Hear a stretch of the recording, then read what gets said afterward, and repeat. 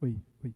Boa noite, irmãos. Sejam bem-vindos, aqueles que estão aqui presentes e os que estão em casa também.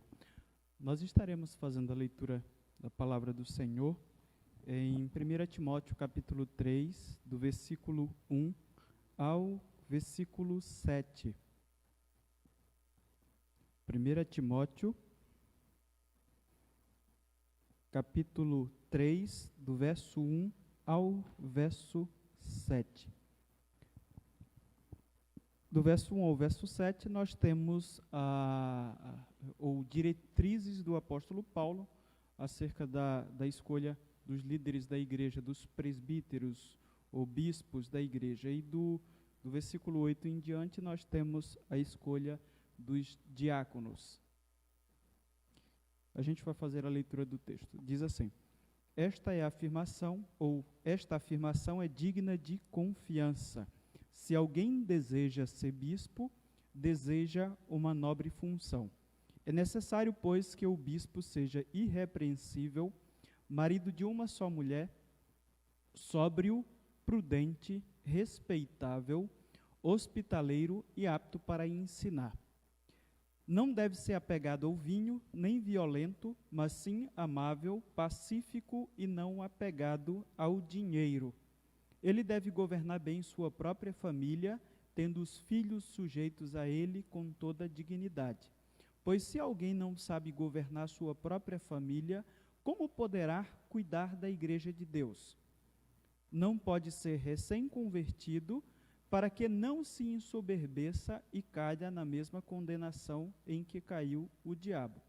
Também deve ter boa reputação perante os de fora, para que não caia em descrédito nem na cilada do diabo.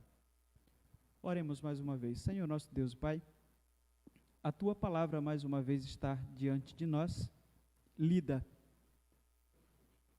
Depois da leitura, nós sabemos que o que se segue é a explicação e depois a aplicação para as nossas vidas, que é a tríade de um sermão bíblico. Nós queremos te pedir que isso aconteça nesta noite e que a tua palavra de fato seja exposta e nos esclareça aquilo que nós precisamos que seja esclarecido para o nosso entendimento, conforme esse texto fala sobre o funcionamento da igreja do Senhor, de acordo com o seu objetivo. Pai, esse assunto é muitíssimo importante. Afinal de contas, a tua palavra aqui fala sobre a escolha da liderança da tua igreja.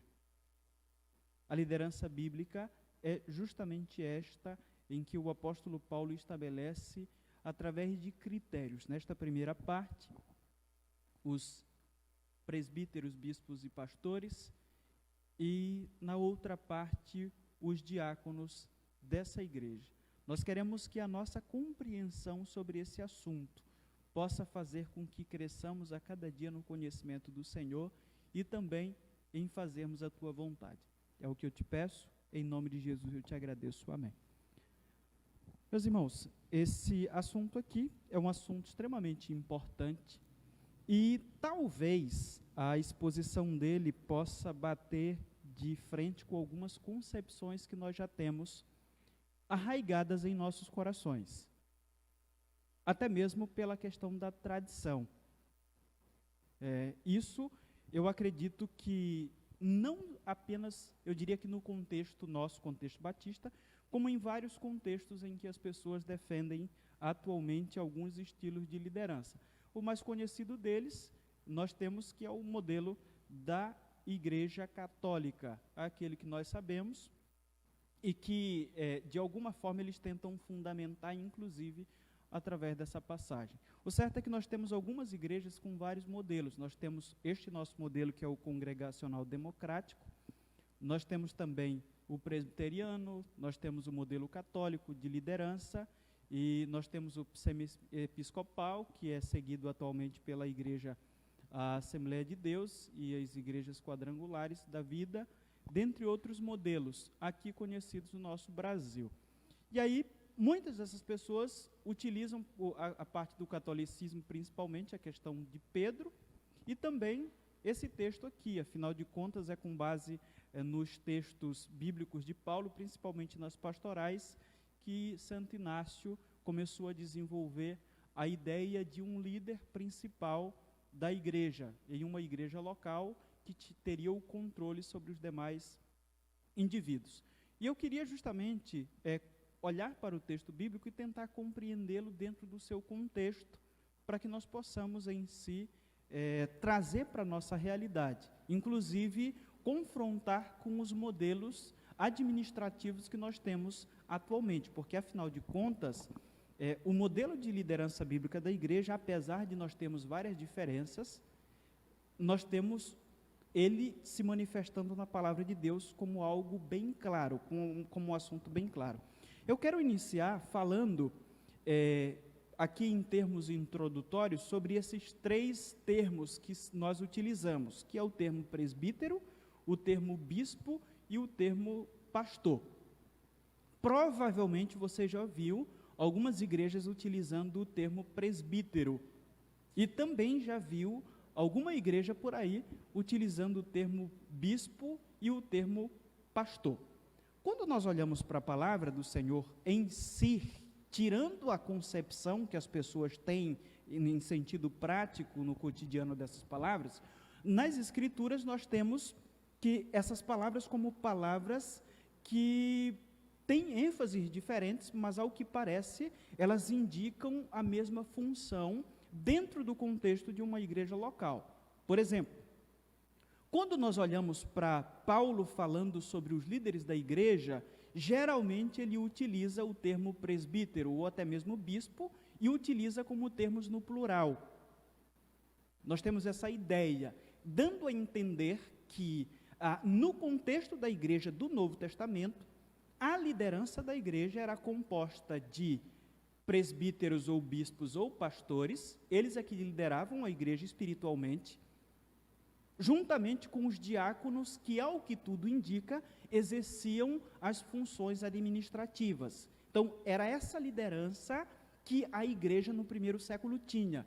Não tinha, por exemplo, o modelo que nós temos hoje. Hoje a igreja em si é reconhecida pelo Estado como uma empresa, então ela precisa de pessoas com base em o estatuto para exercer funções administrativas. Nesse contexto do Novo Testamento não se tinha esse tipo de liderança. É algo que foi criado por nós devido à questão de a igreja ser reconhecida como empresa pelo Estado. O modelo bíblico de liderança era tanto administrativo no sentido de administrar finanças, quanto no sentido de administrar a vida espiritual das pessoas, era feito através dos presbíteros, que, segundo o que o apóstolo Paulo dá a entender, que era um pastor principal em uma igreja local, juntamente com um corpo de líderes que são chamados de presbíteros. E também os diáconos, que quando a gente olha para as escrituras, surgem com essa ideia de administrar finanças, principalmente para atender pessoas que estão passando por necessidades. Então, dá-se a entender que eles passam a administrar as finanças da igreja. Digamos que os tesoureiros da igreja no primeiro século fossem os diáconos, e não como a gente utiliza hoje em termos que nós já conhecemos. A outra ideia que temos aqui, que nós precisamos falar antes de prosseguirmos, é que o presbítero, que é conhecido muito por nós, é a transliteração da palavra que vem do grego presbíteros. A palavra em grego é presbíteros, cuja tradução significa ancião ou um homem experiente. Então, todas as vezes que vocês estiverem lendo as Escrituras e verem essa palavra, que não foi traduzida para o nosso português, assim como a palavra batismo, que não foi traduzida. A palavra batismo literalmente significa mergulho ou imersão, mas nós aprendemos a utilizá-la próximo da sua, eu diria que próximo da sua grafia, da sua escrita grega.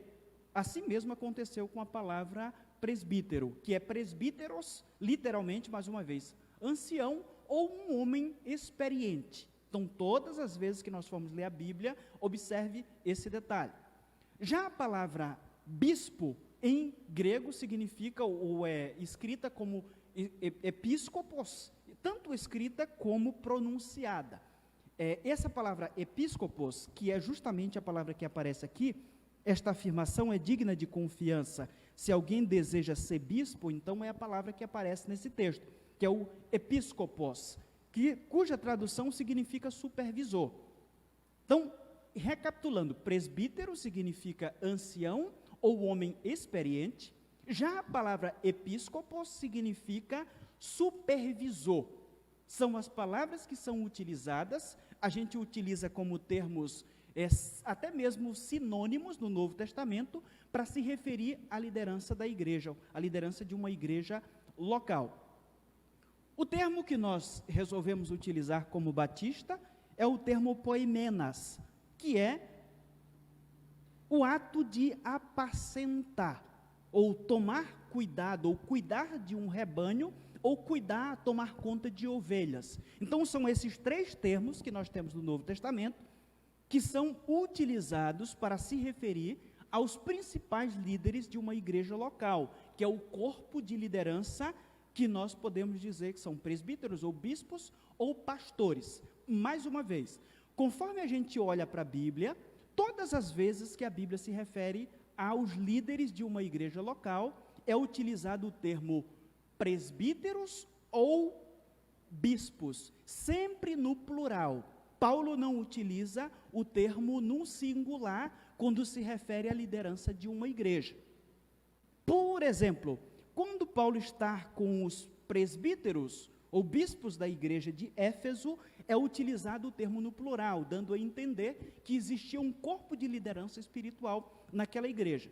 Quando ele está escrevendo a Timóteo, ele fala sobre esses líderes no plural e fala também, quando ele fala sobre a questão de salário, ele diz que esses indivíduos deveriam receber um salário, um bom salário, principalmente aquele que se afadigava na palavra. O que entendemos que esse que se afadigava na palavra era o principal líder da igreja, que supervisionava os demais líderes de uma igreja local.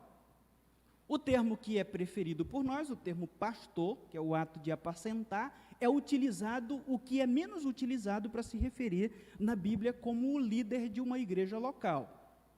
Por exemplo, a palavra de Deus vai falar em Efésios como sendo um dom. Deus deu o dom do pastoreio para alguns indivíduos, para bispos ou presbíteros. A gente entende que seja dessa forma. A palavra é utilizada também como verbo, se referindo a esses episcopos ou bispos ou presbíteros para que eles pastoreassem a igreja. O que a gente entende na Bíblia é que esses três termos se referem ao mesmo indivíduo que exerce uma liderança, e não necessariamente que fossem títulos, como se utiliza hoje em contexto em que nós vivemos. Em resumo, eu poderia dizer aos irmãos que os líderes de uma igreja local precisam ser sábios, de acordo com a figura do presbítero, ele tem que ter capacidade de administrar, de acordo com a figura do bispo, que é o supervisor, e também de cuidar do povo de Deus, que é a parte prática. A ideia de pastoreio se refere principalmente a essa parte prática, o serviço desse presbítero ou do bispo.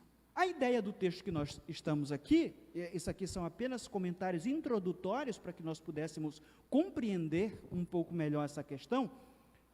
O texto, a ideia deste texto em questão é o que Paulo vai dizer a Timóteo, que antes de ser líder da igreja do Senhor, o indivíduo precisa ser um exemplo de cristão para todos. E aí ele vai fazer algumas colocações sobre esse indivíduo que vai ser escolhido por Timóteo para liderar aquela igreja. Lembramos aos irmãos que já dissemos que Paulo vai estabelecer esta liderança, inclusive desta forma, para combater os falsos ensinos que estavam arraigados naquela igreja, e que Timóteo foi lá para resolver o problema. E aí Paulo vai iniciar o texto falando que, ou ser esse líder da igreja, ou ser bispo dessa igreja, é ter uma função nobre. Então ele vai dizer que ser um bispo, ser um líder da igreja do Senhor, é ter uma função nobre diante de Deus e diante da igreja do Senhor. Também, ele diz assim: esta afirmação é digna de confiança. Se alguém deseja ser bispo, deseja uma nobre função. Ele entende, por exemplo, que esse desejo desse indivíduo é algo que está no seu coração. Deus, de alguma forma, colocou lá. Não seria, ele não está dizendo aqui que o cara, para ser pastor ou líder de uma igreja, ele precisa necessariamente só querer. A gente sabe que, na visão do apóstolo Paulo, é Deus que efetua em nós tudo, o querer e o efetuar. Isso acontece através de Deus. Ele está falando aqui sobre esse desejo que está no coração, que com certeza foi colocado pelo Senhor. Aí ele vai dizer que esta afirmação é digna de confiança. Se alguém deseja ser bispo, deseja uma nobre função. As ameaças mais mortais, eu quero dizer para os irmãos, antes de prosseguirmos, e ferozes, que a igreja já enfrentou durante toda a sua história, foram internas. Os maiores problemas que a igreja já teve foi por causa de seus próprios membros ou de seus próprios líderes. Nunca, em nenhum momento da história do povo de Deus, a igreja foi tão ameaçada por alguém que estivesse causando um problema de fora. Os maiores problemas dela foram aqueles que faziam parte de seu contexto, tanto os membros quanto líderes, principalmente aqueles mal intencionados. Por isso eu estou dizendo para os irmãos que as ameaças mais mortais e ferozes que a igreja já enfrentou durante toda a sua história foram internas, principalmente por causa dos falsos ensinos. A igreja em Éfeso estava cheia de problemas de ordem doutrinária. Lembremos disso para entendermos o que está sendo tratado aqui. Indivíduos estavam tentando implodi-la com falsos ensinos. Isso já ficou muito claro naquilo que o apóstolo Paulo já nos falou. Grande parte dos problemas vinham dos falsos mestres que foram ordenados pelo próprio apóstolo Paulo. E eu poderia dizer que talvez existissem alguns novos líderes dessa igreja, mas principalmente aqueles que foram ordenados pelo próprio apóstolo Paulo. Eu me arrisco a dizer, afinal de contas, Paulo nunca defendeu que era infalível ou impecável, e por isso eu me arrisco a dizer que, da primeira vez, possivelmente, ele escolheu líderes para a igreja de Éfeso, mas foi menos rigoroso com os critérios. E aí você pode dizer, mas por que você está imaginando isso? Por que você acha que Paulo foi menos rigoroso da primeira vez, com esses líderes que estavam causando problema na igreja? Porque, se ele tivesse agido da mesma forma da primeira vez, ele não precisava ordenar a Timóteo que Timóteo agisse dessa forma aqui. Timóteo era uma pessoa que conhecia muito bem o apóstolo Paulo, conhecia os seus ensinos e o seu modo de agir. Então, se Timóteo soubesse a forma como Paulo era acostumado a organizar uma liderança de igreja, ele não precisava de todos esses detalhes. Isso parece ser fruto de um pensamento do apóstolo Paulo, de uma inspiração divina, para que isso fosse colocado como algo que valesse para toda a igreja de Cristo. Tanto é que quando Paulo escreve a Tito, que era outro indivíduo que andava com ele, Paulo escreveu a mesma coisa, dando a entender para nós que esse não era um costume dele, mas depois de tantos problemas ele deve ter imaginado e foi impulsionado pelo Espírito do Senhor para que a liderança fosse escolhida dessa forma, de uma forma bem rigorosa. E é o que nós temos aqui diante de nós. Ele inicia mostrando que aquilo que vai expressar é uma grande verdade, quando ele diz assim: esta afirmação é digna de confiança. Ele está dizendo que aquilo que ele vai dizer é uma verdade valiosa para a igreja de Deus. E logo em seguida destaca que tipo de verdade é essa. Ele diz: quem aspira ser um supervisor, literalmente, coloca seu coração em boa obra. E aí a palavra que aparece aqui é episcoper. Já nesse sentido, bispo, neste caso aqui, é um ofício de uma pessoa que supervisiona um trabalho. Então Paulo está dizendo que aquele que colocou, ou Deus colocou em seu coração, e agora ele está aspirando a ser esse supervisor, é um homem que aspira algo que é bom, está colocando o seu coração em algo bom, que é justamente a supervisão do povo de Deus, ou a administração do povo de Deus. Ser líder da igreja de Deus tem fortes e pesadas demandas, nós precisamos entender. Entretanto, como Paulo diz aqui, é um dos melhores lugares onde um homem pode colocar o seu coração. Ele diz que esse homem que aspira a ser o supervisor ou administrador do povo de Deus, coloca o seu coração em uma boa obra. Pode, por exemplo, não ter a devida valorização da igreja ou até mesmo dos homens, mas é um ministério aprovado por Deus. David Martyn Lloyd Jones, ex-médico e depois pregador do evangelho, disse o seguinte: a obra da pregação é a mais elevada, a maior e a mais gloriosa vocação para a qual alguém pode ser chamado. É o serviço do pastor. E Paulo vai justamente iniciar dizendo que ser líder da igreja do Senhor é participar de uma nobre função.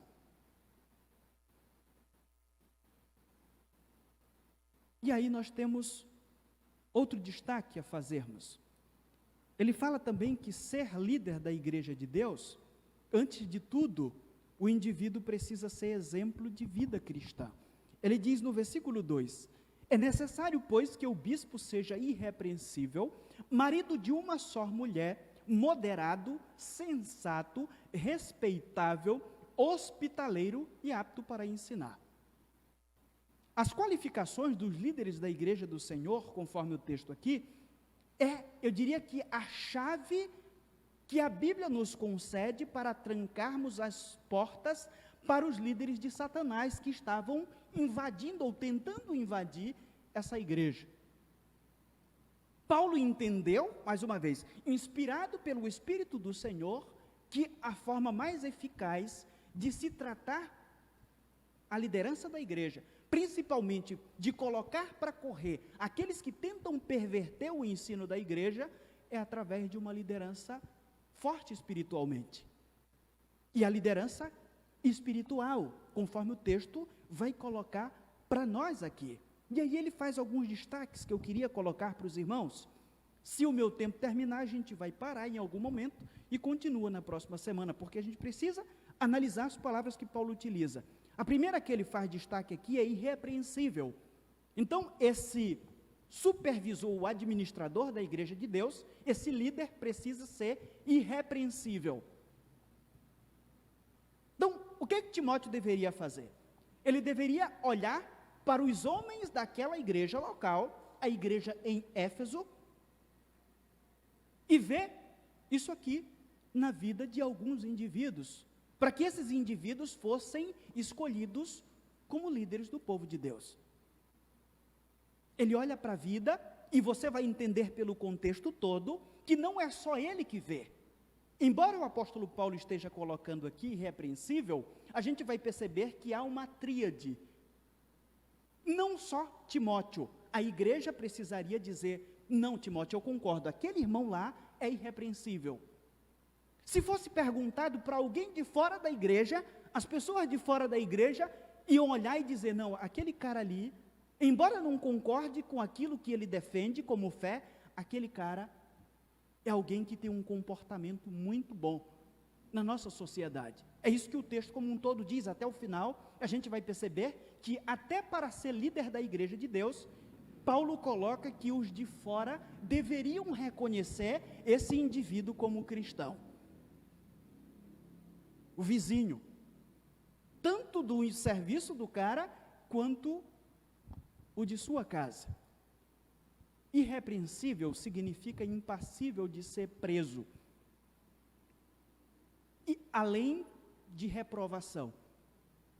A ideia dessa palavra tinha um símbolo interessante, ou uma ilustração interessante naquele contexto. É alguém que, por exemplo, não pudesse ser arrastado para o tribunal. Se, por exemplo, fosse um lutador, era um lutador que, em meio a essa luta, o adversário não tivesse nada que pegasse, que ajudasse a pegá-lo para imobilizá-lo. Era um lutador totalmente liso.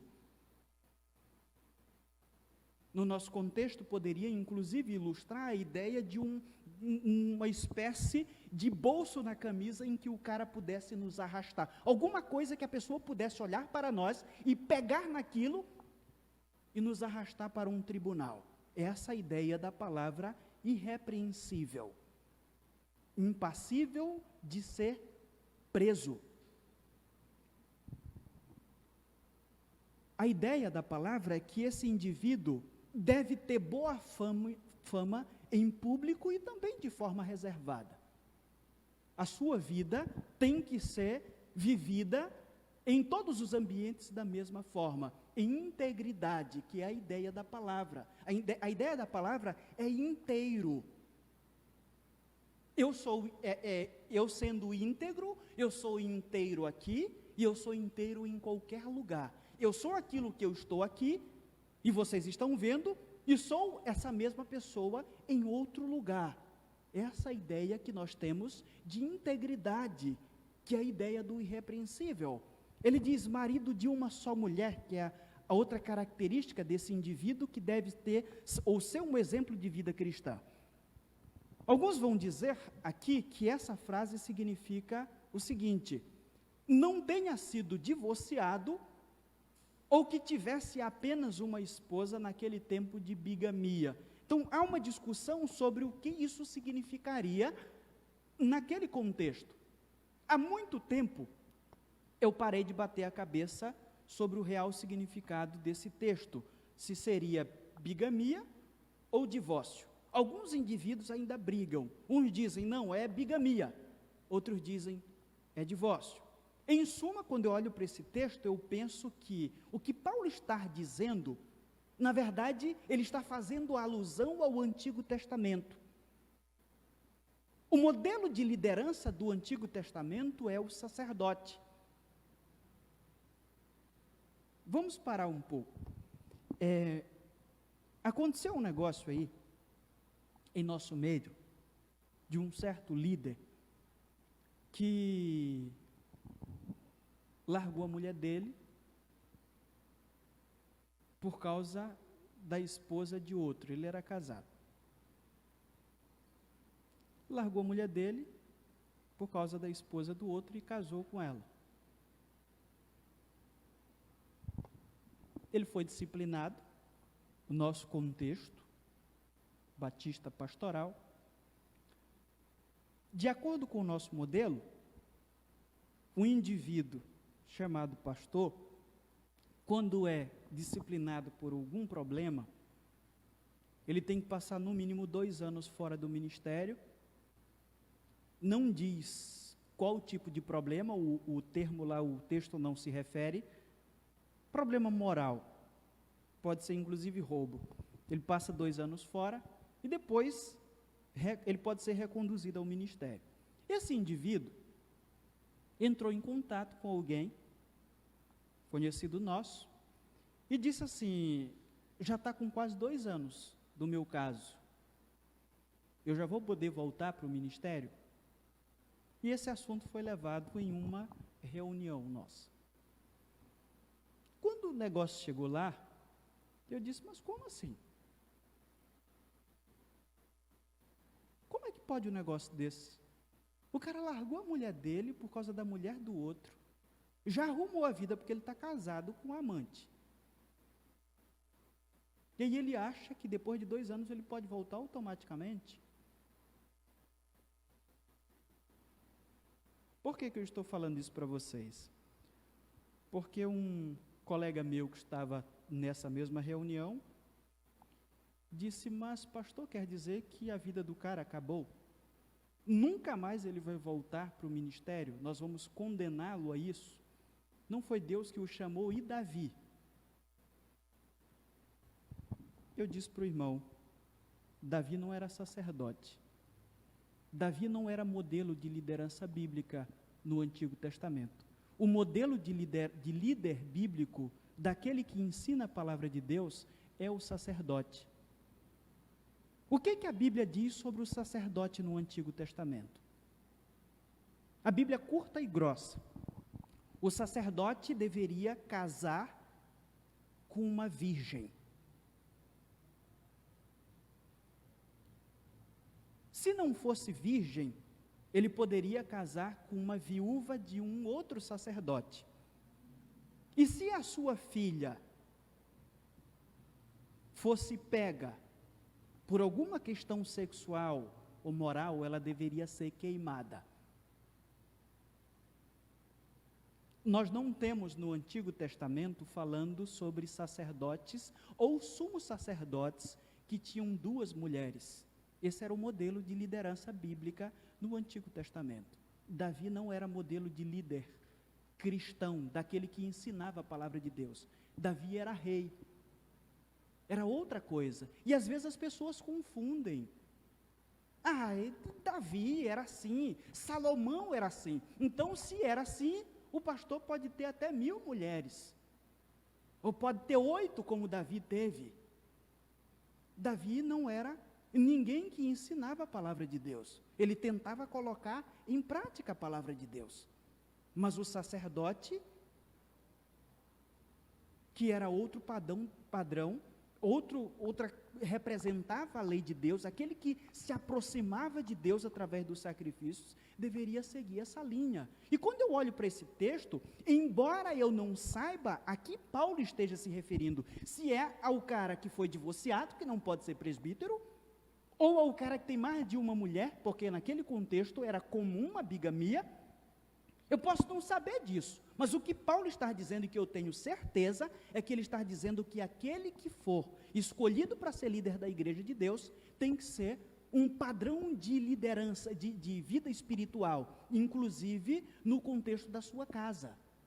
A sua vida como marido deve seguir o padrão de modelo para os demais.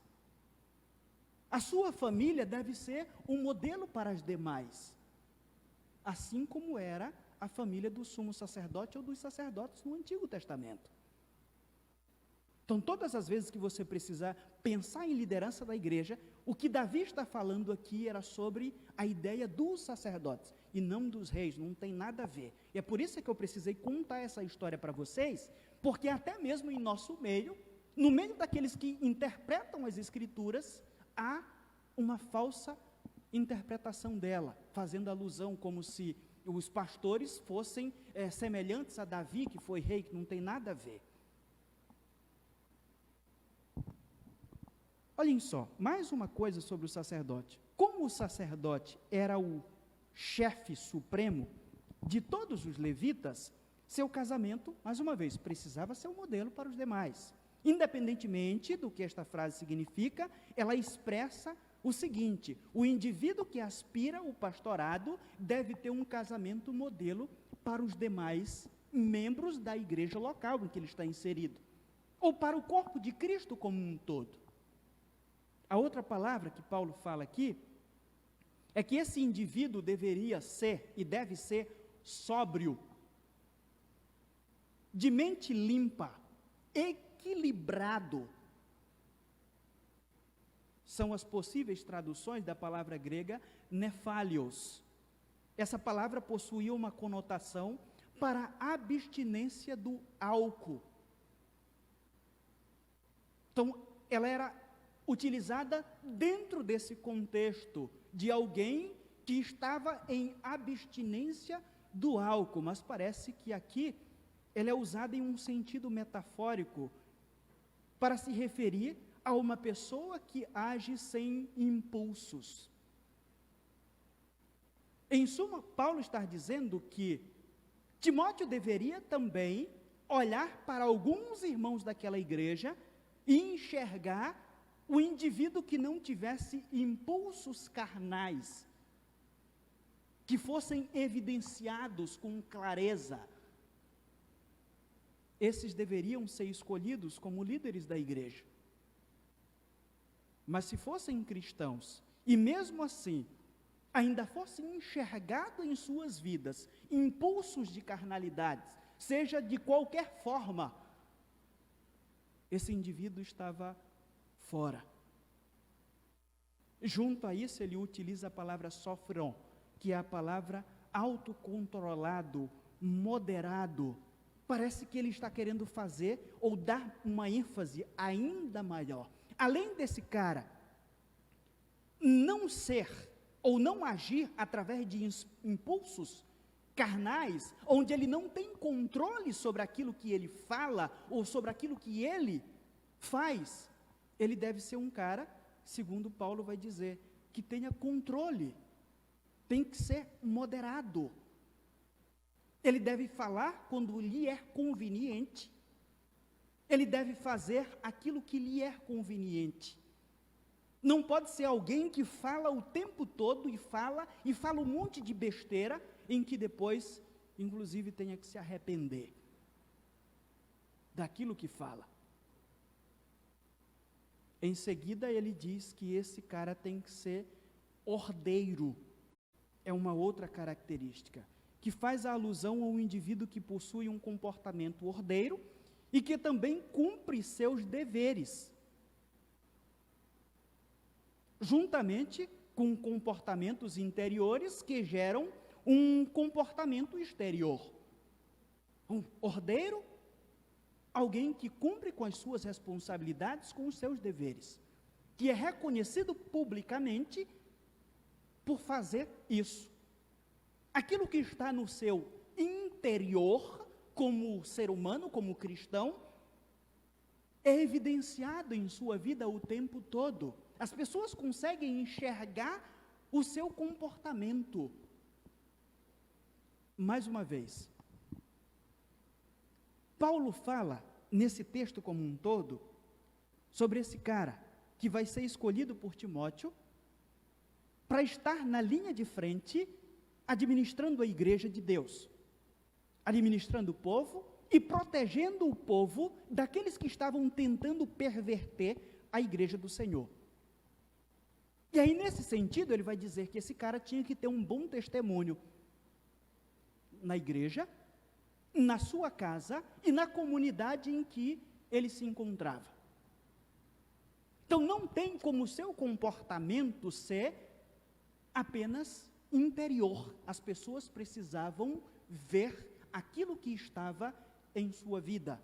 Então, neste caso, esse aqui é um dos pontos. As pessoas precisam ver que eu cumpro com os meus deveres, com as minhas responsabilidades. Eu não posso ser irresponsável. Em outras palavras, mais ou menos, Paulo estaria dizendo, olha, não chame irresponsáveis para serem líderes da igreja. Os irresponsáveis não servem para administrar o meu povo. É o Espírito Santo que está falando isso através de Paulo. E aí ele coloca outra característica.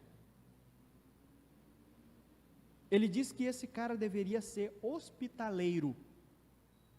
A palavra, eu vou citar para vocês, é uma mistura de duas palavras, que é a palavra filoxenos, que é amor aos estranhos. Filoxenos, amor aos estranhos. No primeiro século, a situação era diferente da nossa. E aqui precisamos compreender o texto dentro do seu contexto. Diferente por quê? Naquela época, inclusive o próprio apóstolo Paulo tinha um ministério itinerante. Ele plantou igrejas e precisava visitar essas igrejas. E quando ele estava nesse processo de visitação, com frequência ele precisava se hospedar na casa de alguém, naquela comunidade.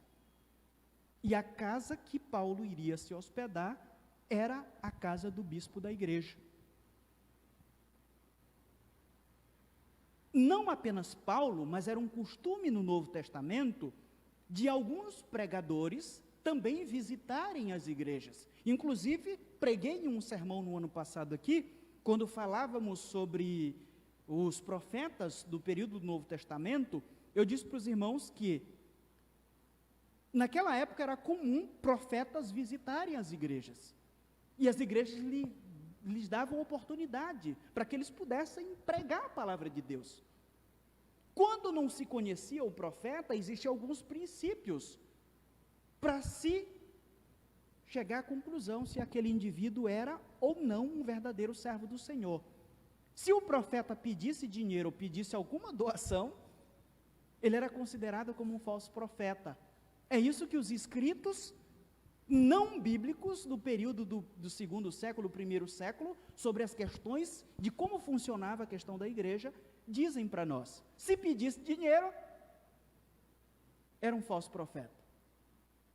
Hoje, os caras mais famosos do nosso meio são justamente aqueles que pedem dinheiro. São amados e venerados por alguns. Esses dias, uma coisa me deixou muito chateado.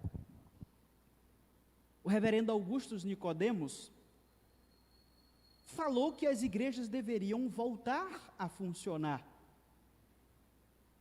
porque isso está na lei. Mas, ao mesmo tempo, ele fez uma crítica àqueles que só querem o dinheiro das pessoas. E ele citou o movimento neopentecostal. Não generalizou. E aí isso aí causou um enorme problema, inclusive a ministra do governo, a ministra da família, publicou uma nota de repúdio que eu repudiei porque me deixou bastante chateado.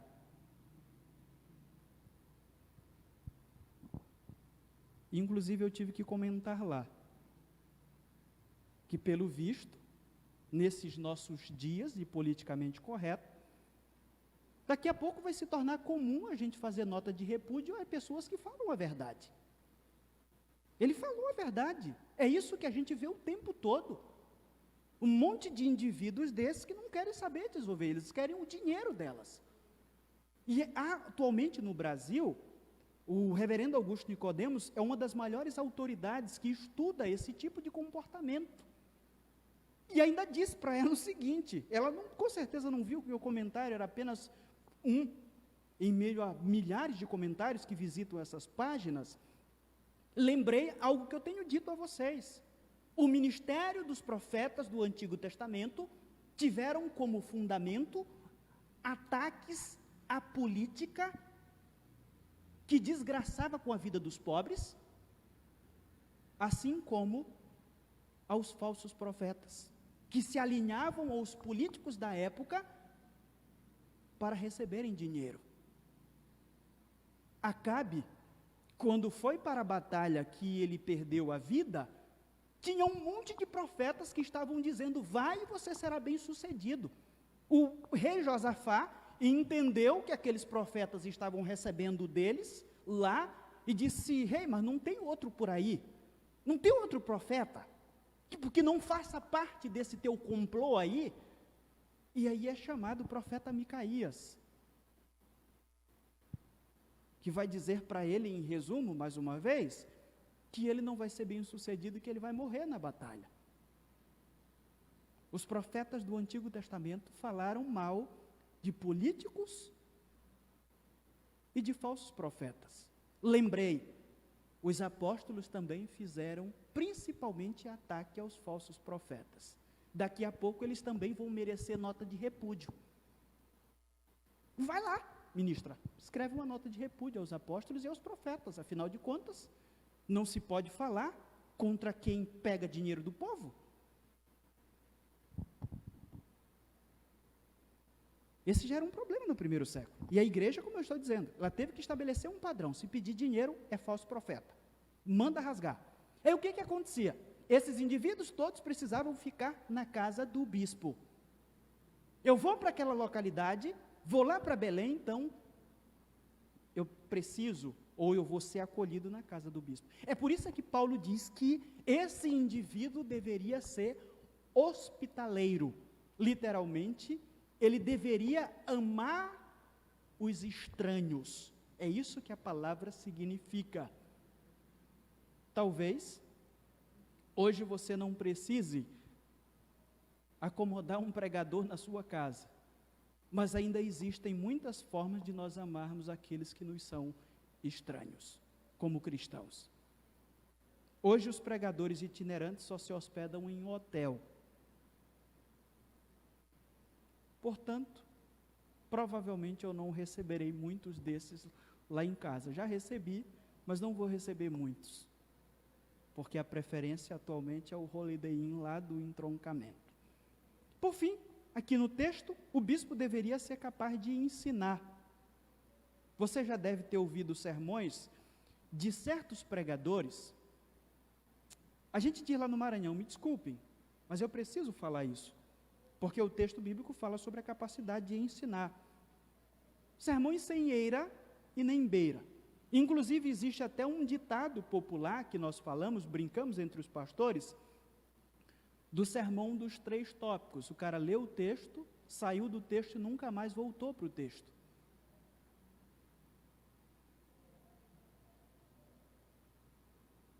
Isso é comum, bem comum em nosso meio.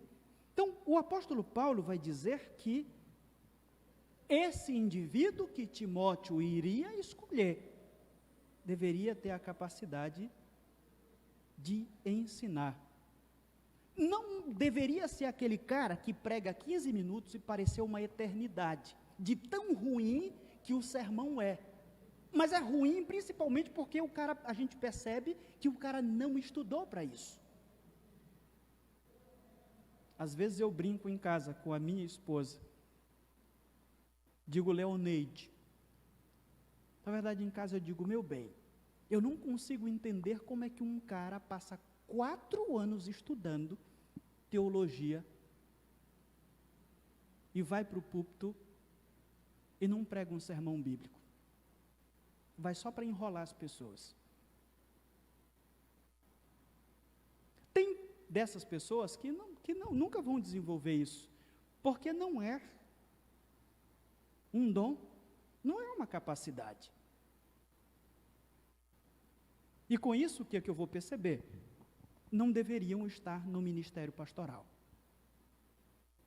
Porque é uma das características. Se o indivíduo tem todas as características anteriores que nós falamos, Deus quer usá-lo de alguma forma na sua igreja. Porque Deus vai usar, e Ele quer usar, todos que estamos aqui, todas as ovelhas do Senhor, têm prestígio dentro do ministério igreja. Mas o indivíduo precisa entender que talvez não seja para o ministério pastoral. Me lembro que eu tive uma experiência extremamente difícil. Quando eu era adolescente, eu morava em Viana, minha cidade amada. Meu pai e minha mãe moravam em uma cidade a 60 quilômetros. Eu era da Igreja Batista, e o obreiro da cidade de onde meu pai mora, chamada Pedro do Rosário, não teve o que fazer. Me olhou na rua e disse, irmão, eu tenho uma proposta para fazer para você. Eu compro um violão para você, e aí você aprende com o irmão Laércio, que era da PIB de Viana, para você ser músico lá no Pedro do Rosário, da igreja. E eu, adolescente, tinha uns miolos a menos, aceitei essa oferta. Comecei a aprender. Fui. Aprendi algumas músicas, até hoje conheço alguma coisa, mas não era o meu dom. E acabou de lascar, porque lá no Pedro do Rosário teve uma festa, e não tiveram o que fazer, me pediram para eu cantar uma música e tocar. Meu Deus! Tinha mais de 200 pessoas e foi o pior e o maior mico da minha história. Com o microfone ruim também. Foi uma experiência de matar. Se eu tenho naquela época a ansiedade que tenho hoje, eu teria ido para o lugar mais alto, logo depois teria me jogado de cabeça. Não era o meu dom. Tem algumas pessoas que estão na função, mas não têm o dom. Assim como Paulo diz que é um dom, o pastorado. Está incluso no pastorado, além das qualidades espirituais, a capacidade de ensinar. Eu vou falar sobre mais um tópico e depois nós iremos terminar na próxima semana. Ele fala também que ser esse bispo, ou ser esse líder da igreja, ou para ser é necessário ter domínio próprio. Versículo 3, não deve ser apegado ao vinho, nem violento, mas amável, pacífico e não apegado ao dinheiro. Ele usa aqui, primeiramente, o apegado ao vinho. A ideia literal da palavra é alguém que se senta muito tempo com o seu vinho. Ou escravo da bebida, é assim que a palavra pode ser traduzida. No primeiro século, quero lembrá-los que os principais instrumentos de adoração aos deuses era o sexo, a música e a bebida. Eram as três coisas que eram utilizadas no primeiro século, principalmente nos cultos das religiões de mistério. O exemplo, um dos deuses mais famosos nesse período era o deus Baco, que originou a palavra bacana, que é alguém que está bem chapado de cachaça ou cerveja, alguma coisa. Essa é de lá que surge, em outra, Baco ou Dionísio o nome do cara.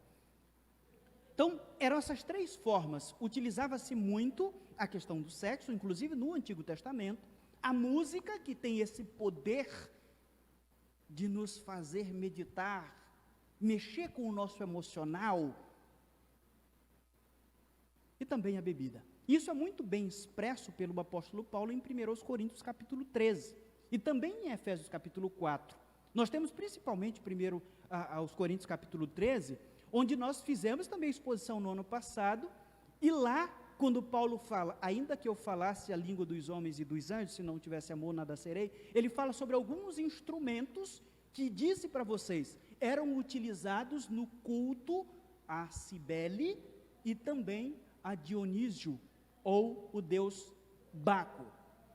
Então, sexo, música e bebida.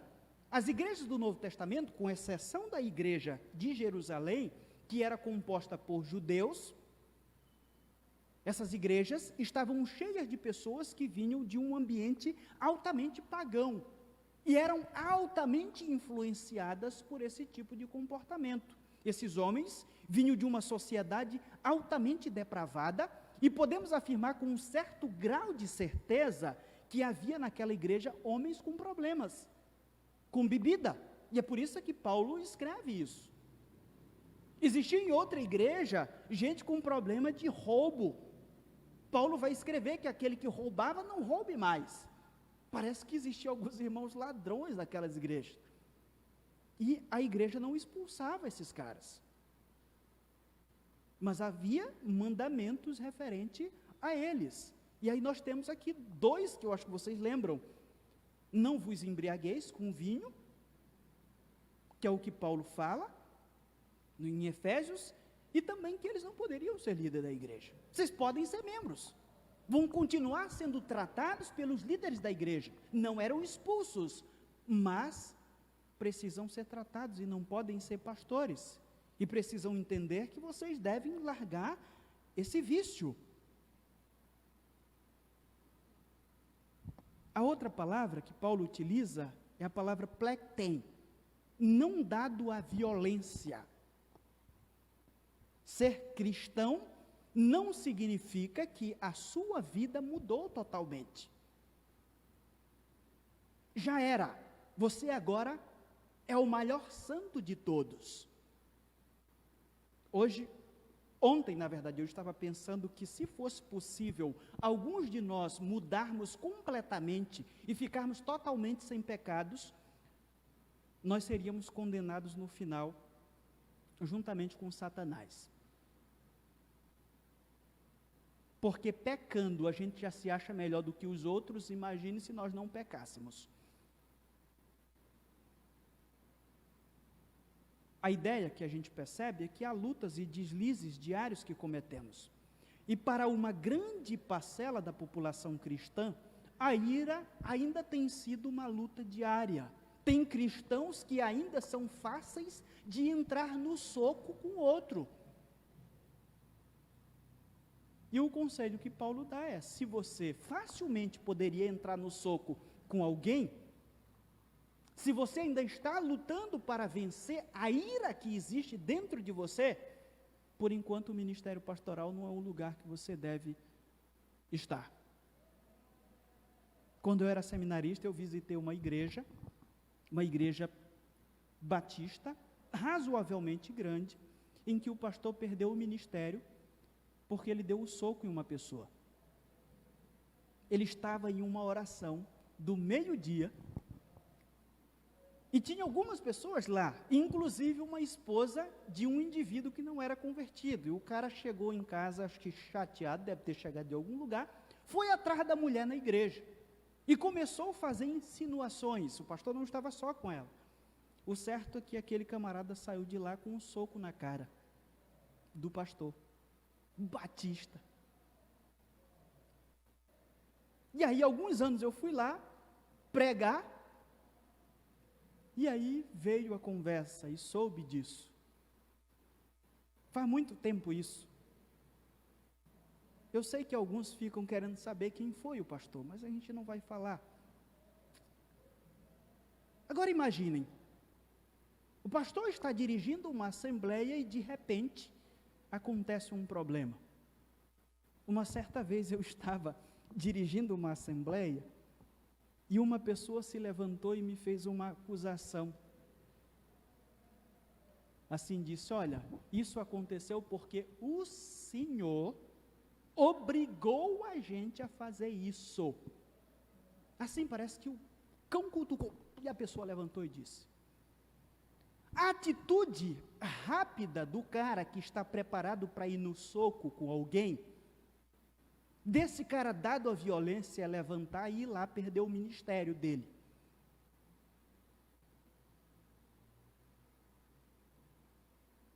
Eu engoli o choro e a brabeza, olhei para os demais e disse, irmãos, quem é que estava aqui quando essa decisão foi tomada? Os irmãos levantaram a mão. Eu obriguei vocês? A pessoa sentou com raiva de mim, depois passou perto de mim e disse, eu estou com raiva do Senhor, e foi embora para casa. Hoje me ama demais. Esse foi um momento que o diabo colocou diante de mim para perder o ministério. O descontrole faz isso. Você está certo, mas se você tem tendências a ser dado à violência, você se perde. E o ministério pastoral, em muitos momentos, vai fazer, ou nós somos tentados a ir no soco com as pessoas. E se eu já tenho a tendência de ir no soco, eu vou. A outra palavra que Paulo utiliza é a palavra equânime, paciente, gentil. Esta característica, ele diz que é uma característica desse indivíduo, que tem um autocontrole, o domínio próprio, é uma característica que faz um belo contraste com a questão anterior. Ao invés de ser uma pessoa que se irrita de forma fácil e que briga de forma fácil, o pastor deve ser um homem amável. Um homem no ministério pastoral que não tem essa característica, vai bater em ovelha com ferramentas inadequadas. A forma que a gente tem de bater em ovelha é com isso aqui. Mas se o cara não tiver esse domínio de si, ele vai bater com isso aqui. E Paulo já sabia disso. Vocês já imaginaram? Paulo envia Timóteo para aquela igreja, Timóteo vai lá e escolhe uma liderança para lidar contra os falsos mestres. Os verdadeiros mestres que foram escolhidos pelo apóstolo Paulo estão lá ensinando a verdade, enquanto os falsos mestres estão indo nas casas dos irmãos para perverter a fé. Pensem comigo, eu não sei se vocês têm uma mente tão pecaminosa quanto a minha, mas facilmente nós teríamos briga de gangue. A gangue dos falsos mestres com a dos que Paulo mandou Timóteo escolher. Mas Paulo diz, aqueles que vão ser escolhidos precisam ser amáveis. E aí mais duas palavras. Além disso, eles devem ser sem lutas, não lutador ou não contenciosos. Existe indivíduo chegado a uma polêmica, crítico demais, discute por tudo, todos estão errados, só ele está certo. E Paulo diz que o que vai ser escolhido, ou que Timóteo deveria escolher, juntamente com a igreja, não deveria ser um cara contencioso, que vivesse discutindo. Vocês não foram escolhidos para liderar o povo de Deus para ficarem discutindo com os falsos mestres. Não é essa a forma principal que nós temos de combater os falsos ensinos. E por último ele coloca, dentro desse contexto de domínio próprio, eles não deveriam ser amantes do dinheiro ou avarento. Estava ali pensando que, quando cheguei ao ministério pastoral, uma das coisas que eu tinha mais medo de falar em uma igreja batista era sobre dinheiro. Porque foi colocado em nossa cabeça, na minha cabeça jovem, que nós, os batistas, não somos iguais a esses que estão por aí pervertendo a doutrina, principalmente quanto à questão do dinheiro. Isso chegou a algo assim tão fora da Bíblia, que eu acredito que não era só eu, mas boa parte dos pastores batistas tem certos receios de falar sobre dinheiro em igreja, para não serem caracterizados juntamente com aqueles que só estão na função por causa do dinheiro. Passaram-se alguns tempos e eu precisei mudar, e inclusive tenho um pensamento bem diferente do início, quanto a esse assunto. Inclusive um pensamento até crítico ao pensamento que eu seguia, que não é o pensamento bíblico. Constantemente, eu tenho ido em alguns concílios, e a pergunta que fazem para os candidatos, geralmente quanto à questão do dinheiro é: se você foi visitar um irmão da igreja, esse irmão não tem como ir à igreja, e ele decide, pastor, leve o meu dízimo e entregue para o tesoureiro, você levaria? A resposta, que está bem clara, que todos querem é: não leve. Outra pergunta: se de repente o irmão vai na sua casa e deixa lá para você entregar, o tesoureiro da igreja, a resposta seria: não pegue. A gente vê isso como algo tão importante, talvez até como doutrinário, que até se pergunta para um candidato ao ministério pastoral como algo que de fato está errado pegar. Mas onde é que está na Bíblia? O que está na Bíblia é dizendo que o cara não deve ser apegado ao dinheiro, que ele não pode estar no ministério pastoral por causa do dinheiro, ou que talvez esse tipo de coisa iria acontecer, e ele deveria ser um cara que não é apegado ao dinheiro, que não iria pegar o dinheiro que estava dentro do pacote para ele, e de fato iria entregar para quem deve ser entregue. Aí a gente vai inventando coisas que não são bíblicas. Tem um irmão que era minha ovelha, e com frequência viajava para Salinas, para passar 15 dias ou um mês, ele recebeu o dinheiro segunda-feira e vai e ele mandava pelo filho, leve lá e deixe na casa do pastor, para ele entregar para a tesoureira da igreja. O menino chegava lá e eu dizia, conta aí na minha frente, quanto é que tem? Ele contava, pegava aqui, contei de novo, tá certo, né? Anota aí o valor que está dentro. Anotou, guardou, entreguei. Porque eu não sou apegado. Que é o que a Bíblia diz, o pastor não pode ser apegado a ponto de repente, pegar o dinheiro de um irmão e roubar. Não que ele não seja apegado, que ele tem que dizer, não, para mim não, eu não quero não. Não é bem assim. Não vamos inventar aquilo que a Bíblia não diz.